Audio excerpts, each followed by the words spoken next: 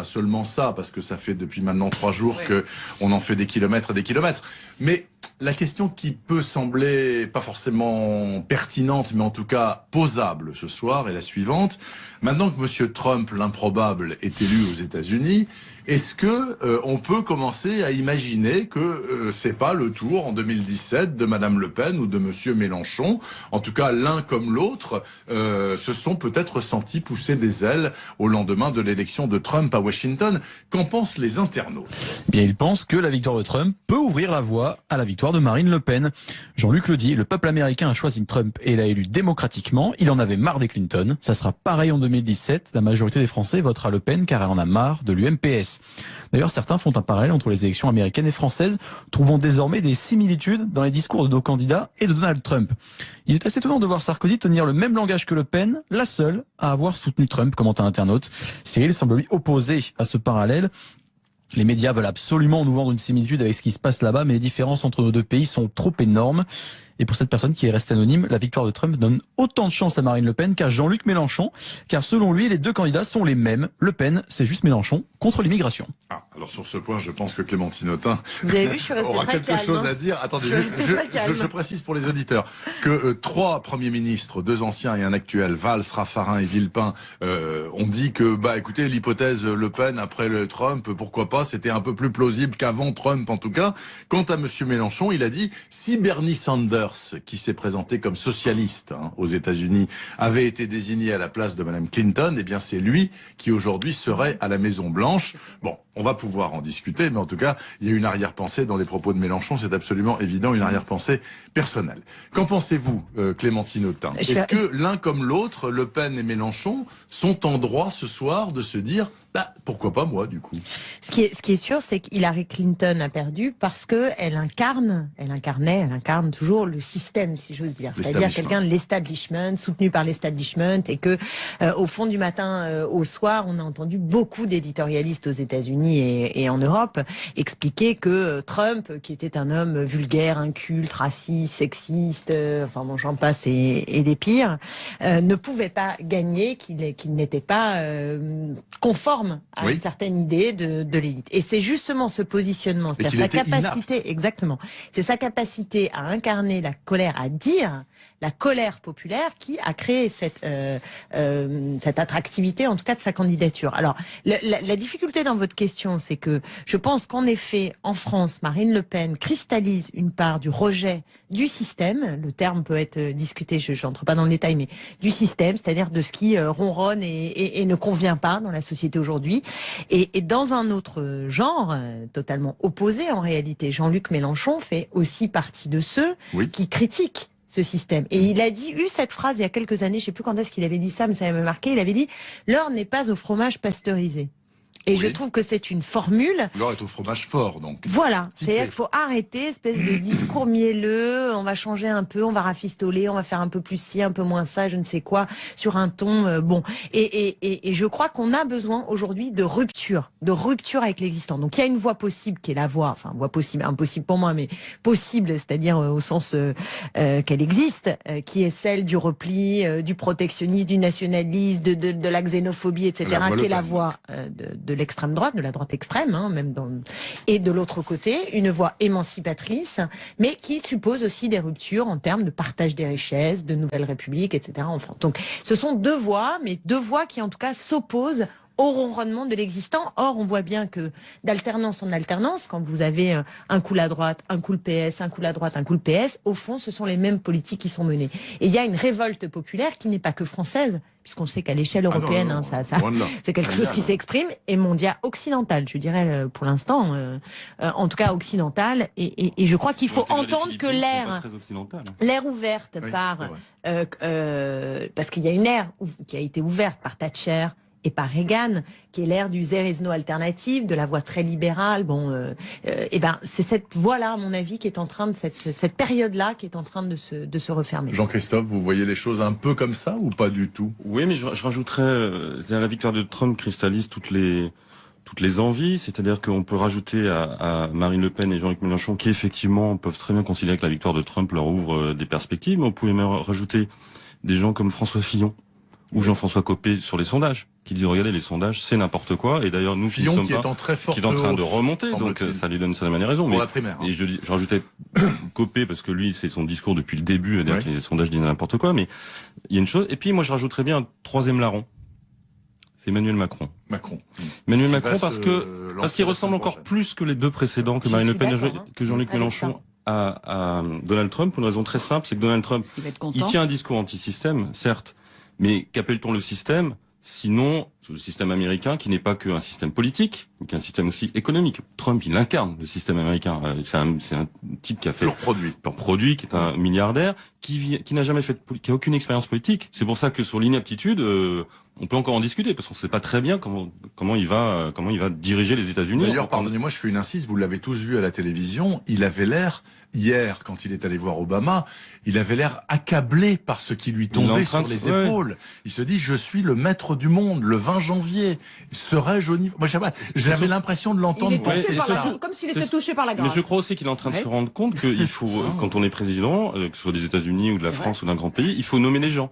Et pour nommer des gens, il faut les connaître un petit peu. Et n'étant pas issu du sérail traditionnel politique, n'ayant aucune expérience politique, il se rend compte autour de lui, il a fait le vide au sein du Parti républicain en plus. Il peut s'entourer. Oui, mais il faut les trouver, ces gens-là. Il a Giuliani, mais il n'y a pas que 3 postes, il y a aussi des postes d'ambassadeurs, enfin bref. En tout cas, Macron qui vient d'un milieu qui est un milieu économique. Jean-Christophe, comment peut-il mieux nous expliquer qu'au fond, il faut réélire toujours les mêmes parce qu'eux ont un bon carnet d'adresses et l'appareil d'État à leurs mains. Je n'ai donné aucun jugement de valeur. Je vous dis juste que Emmanuel Macron a un profil qui peut être aussi comparé à celui de Trump, en ce sens qu'il ne vient pas du milieu politique où il y vient depuis très peu de temps, qu'il a une expérience politique limitée et que lui aussi, manifestement, aspire aux plus hautes fonctions de la présidence d'un grand pays. Donc ce que je veux dire, c'est que il peut aussi sortir sur cette vague. Mais les autres, vous les trouvez aptes, ceux qui ont les carnets d'adresses, vous trouvez François Hollande qui fait de la politique depuis toujours et qui a un bon carnet d'adresses, vous trouvez qu'il est apte à gouverner? Non mais sérieusement, non mais c'est ça que je trouve incroyable, c'est qu'à partir du moment où ils sont bien dans le sérail et que ce sont des hommes blancs sexagénaires de préférence, ils ont le profil. L'homme blanc occidental. Juste pour terminer, la toute petite différence quand même entre Mélenchon et Marine Le Pen, c'est que Trump a aussi gagné évidemment sur la rupture, le déclassement social et tout ce vote-là, mais aussi énormément sur l'immigration et la sécurité. Et c'est vrai que Mélenchon sur la sécurité, moi j'attends de voir, et sur l'immigration, on sait déjà qu'il n'est pas du tout sur cette ligne de méfiance vis-à-vis d'une immigration non contrôlée. Donc il y a quand même une grande différence entre les deux, et de ce point de vue-là, Marine Le Pen est quand même beaucoup plus proche, et c'est pour ça aussi qu'elle soutenait Trump que Mélenchon. Et alors, on va entendre bien entendu Hélène Pilichowski. J'aime bien les hommes blancs sexagénaires, mais je n'en ai jamais douté. Il est 19h28, il faut qu'on fasse la pause tout de suite, et ensuite, juste après, Hélène Pilichowski sur ce même thème. À tout de suite. On refait le monde dans RTL Soir avec de Trump et le décalcomanie, Le Pen ou le Mélenchon. Dans ce qui a été dit précédemment par mes deux confrères, j'ai remarqué une chose, c'est qu'ils n'ont pas prononcé le mot de populiste à propos du candidat Trump, nouveau président des États-Unis. Parce que pourtant. Hein. Comment ce qu'il est assurément. Mais qu'est-ce que c'est les populistes? C'est ceux qui disent incarner les vrais gens, si vous voulez, par rapport aux élites qui les aspirations du peuple. Et les élites, eux, qui ont confisqué le pouvoir, qui revient à ces vrais gens et qui en sont privés, faute d'être toujours soumis à une sorte d'oligarchie, voilà, de tous ceux qui ont le pouvoir entre les mains depuis très longtemps. Mais en fait, ce qui se passe, c'est qu'il y a deux formes de populisme en France en particulier. C'est-à-dire, il y a le populisme qu'on connaît bien, si vous voulez, de Marine Le Pen, si vous voulez, qui vire un petit peu à le populisme identitaire, qui vire un peu à l'extrême droite. Et qui considère que voilà, il faut chasser les étrangers, il faut vivre plié sur soi-même, il faut chasser toutes les élites, etc., etc. Bon, et puis vous avez le populisme de gauche, style Jean-Luc Mélenchon, qui est beaucoup plus respecté et beaucoup mieux admis, si vous voulez, pour arriver au pouvoir que ne pourrait l'être en fait l'extrême droite française, le populisme d'extrême droite. Si, je pense qu'il y a quelque chose. Mais dans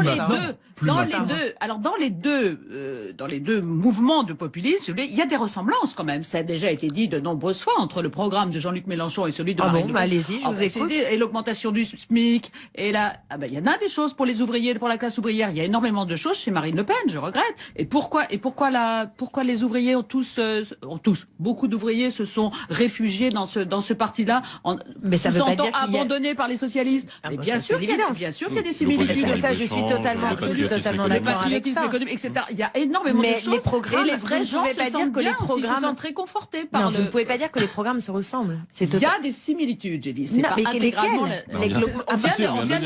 L'opposition libre, sur le traité du TAFTA, par exemple. On est en désaccord avec le TAFTA. Ok, bon, ça ne fait pas une ligne politique et une orientation commune. Sur l'immigration, on est totalement en désaccord. Sur la Nouvelle République, on est totalement en désaccord. Sur le partage des richesses, on est totalement en désaccord. Sur l'opposition au libéralisme économique, on est totalement en désaccord. Vous l'espérez très fort, mais je crains. Non, vous l'affirmez, mais c'est pas tout à fait, lisez les deux programmes et vous verrez que ça n'a rien à voir. Ce qui s'est passé avec l'élection de Donald Trump, c'est que tout d'un coup, ce plafond de verre qui consistait à dire, eh ben non, le populisme, ceux qui s'inspirent, qui se relèvent un peu de sentiments populistes, les dirigeants, pas forcément les électeurs, ceux qui s'inspirent pour séduire le peuple du populisme, qui relèvent du populisme, si vous voulez, ils ne pourront jamais accéder au pouvoir. Ils n'arriveront jamais au deuxième tour. C'est un exutoire. C'est pas vrai.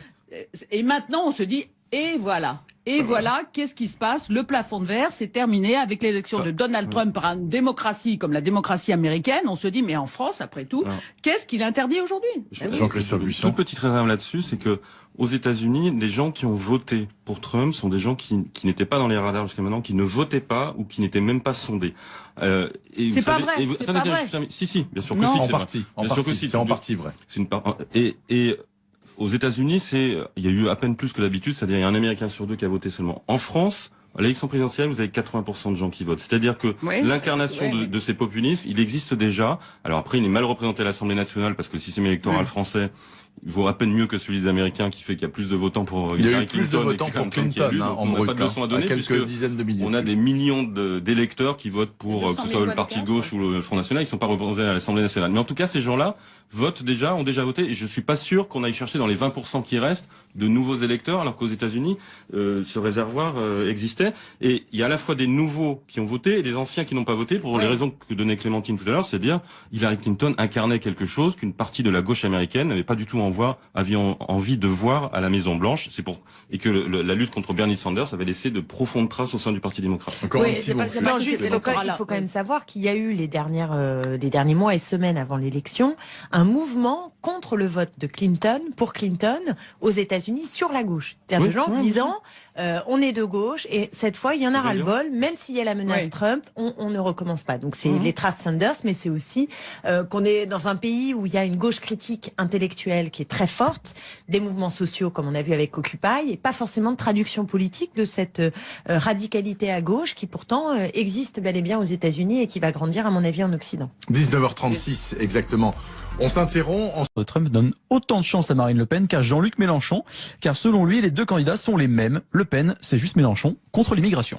Alors sur ce point, je pense que Clémentine Autain aura quelque chose à dire. Attendez, je précise pour les auditeurs que 3 premiers ministres, 2 anciens et un actuel, Valls, Raffarin et Villepin, ont dit que, écoutez, l'hypothèse Le Pen après le Trump, pourquoi pas, c'était pas seulement ça, parce que ça fait depuis maintenant 3 jours que on en fait des kilomètres et des kilomètres.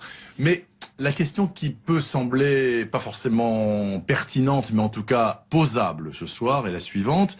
Maintenant que Monsieur Trump, l'improbable, est élu aux États-Unis, est-ce que on peut commencer à imaginer que c'est pas le tour en 2017 de Madame Le Pen ou de Monsieur Mélenchon? En tout cas, l'un comme l'autre se sont peut-être sentis pousser des ailes au lendemain de l'élection de Trump à Washington. Qu'en pensent les internautes? Bien, ils pensent que la victoire de Trump peut ouvrir la voie à la victoire de Marine Le Pen. Jean-Luc le dit, le peuple américain a choisi Trump et l'a élu démocratiquement. Il en avait marre des Clinton. Ça sera pareil en 2017. La majorité des Français votera Le Pen car elle en a marre de l'UMPS. D'ailleurs, certains font un parallèle entre les élections américaines et françaises, trouvant désormais des similitudes dans les discours de nos candidats et de Donald Trump. Il est assez étonnant de voir Sarkozy tenir le même langage que Le Pen, la seule à avoir soutenu Trump, commente un internaute. Cyril semble lui opposé à ce parallèle. Les médias veulent absolument nous vendre une similitude avec ce qui se passe là-bas, mais les différences entre nos deux pays sont trop énormes. Et pour cette personne qui est restée anonyme, la victoire est un peu plus plausible qu'avant Trump en tout cas. Quant à Monsieur Mélenchon, il a dit si Bernie Sanders, qui s'est présenté comme socialiste aux États-Unis, avait été désigné à la place de Madame Clinton, eh bien c'est lui qui aujourd'hui serait à la Maison Blanche. Bon, on va pouvoir en discuter, mais en tout cas, il y a une arrière-pensée dans les propos de Mélenchon, c'est absolument évident, une arrière-pensée personnelle. Qu'en pensez-vous, Clémentine Autain? Est-ce que